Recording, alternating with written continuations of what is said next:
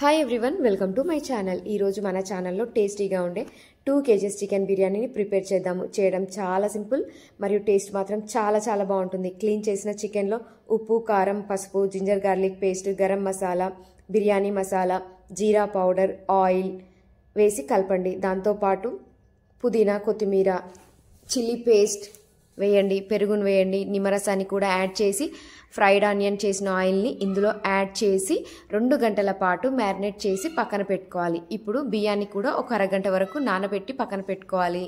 బియ్యాన్ని ఉడికించడం గురించి స్టవ్ పైన తగినన్ని వాటర్ పెట్టి స్టవ్ ఆన్ చేసి దాంట్లో ఉప్పును వేయాలి, ఆయిల్ వేయాలి, పుదీనా, కొత్తిమీరని కూడా వేయండి, పచ్చిమిర్చిని కూడా యాడ్ చేసి నీళ్లు మరిగాక బియ్యాన్ని యాడ్ చేయండి.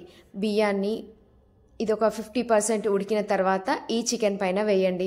70% ఉడికిన తర్వాత కూడా చికెన్ పైన మరొక లేయర్ వేయండి. ఆ విధంగా వేసిన తర్వాత ఫైనల్గా కొద్దిగా గీ యాడ్ చేయండి. దాంతోపాటు మసాలా, ఫుడ్ కలర్ యాడ్ చేసి స్టవ్ని హై ఫ్లేమ్లో 10 minutes, మీడియం ఫ్లేమ్లో 20 minutes ఉంచి స్టవ్ ఆఫ్ చేసుకుంటే tasty chicken biryani ready. Thank you so much.